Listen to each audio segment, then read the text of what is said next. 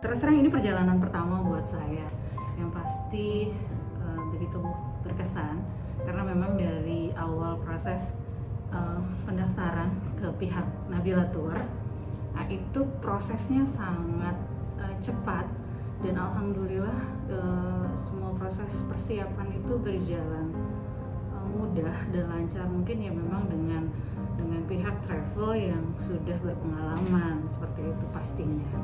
Ingin mengetahui tentang umroh itu semenjak mengurus proses umrohnya mertua saya. Kok asik ya ternyata, baru persiapan aja udah asik gitu umroh gitu. Nah dari situ saya nitip doa ke mertua saya, Pak Bu, nanti di sana doain saya, istri, bisa sama keluarga bisa berangkat umroh. Nah ini memang sebelum saya berangkat kita diskusi dulu sama istri saya di rumah. Nah memang kita sempat terharu ya bahwasanya rencana kita berdua untuk ikut ke sana ternyata saya duluan gitu loh. Nah tapi saya memberikan suatu motivasi kepada istri, insya Allah jika ada rezeki kita akan pergi bersama-sama. Kalau ada waktu lagi ya bersama anak-anak. Saya tuh seneng banget, mimpinya aja tuh saya nggak pernah gitu loh.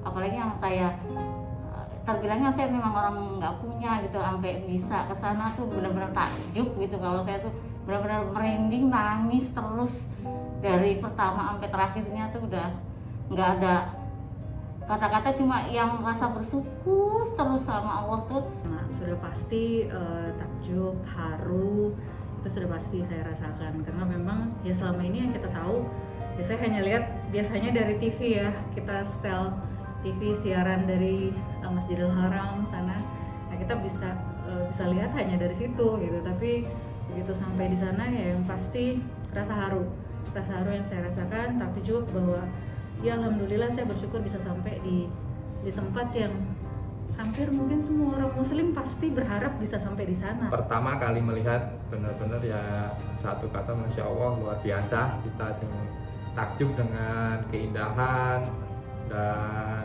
kemegahan Masjid Nabawi itu sendiri gitu, dan melihat jamaahnya yang nggak pernah sepi sepanjang waktu, karena saya sendiri juga udah nyoba dalam datang ke masjid dari yang tengah malam jam 2 waktu tahajud subuh gitu. Jamaah itu juga nggak pernah ada sepinya gitu. Ya itulah yang buat kita takjub terhadap tanah haram itu sendiri gitu. Ini menjadi informasi juga kepada anak cucu saya nantinya bahwasanya bagaimana nikmatnya kita pergi ke sana.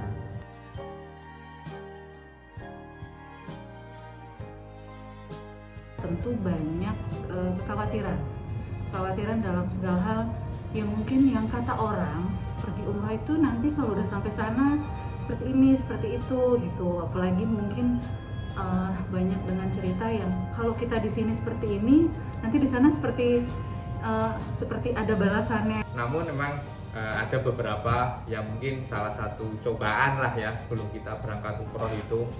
Salah satunya sehari sebelum berangkat saya mendadak kena flu, batuk dan seperti itu.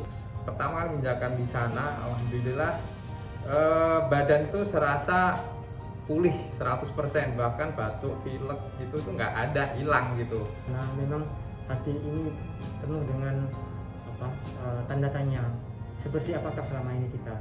Kemudian saya di sana itu berharap semua dosa-dosa yang kita lakukan sebelumnya itu bisa terhapuskan, dan berharap kedepannya akan lebih baik, sehingga saya betul-betul memanfaatkan sholat di Masjidil Haram, Masjid Nabawi.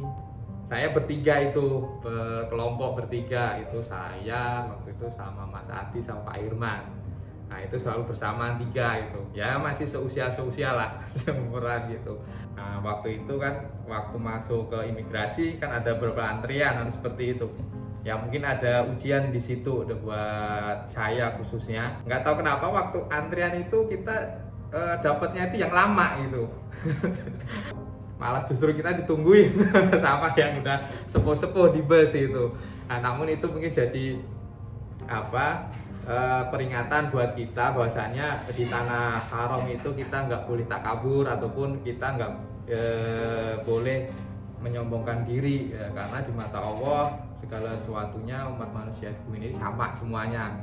meskipun kita muda, tua, itu semuanya sama. Nah dari situ mungkin jadi lebih merasa kita, wah kita benar-benar harus hati-hati di tanah haram, tanah suci Allah ini gitu. Ya mungkin memang kalau dikatakan ya kita banyak dosa dan segala macam, ya pasti siapa sih manusia yang nggak luput dari dosa, kan begitu.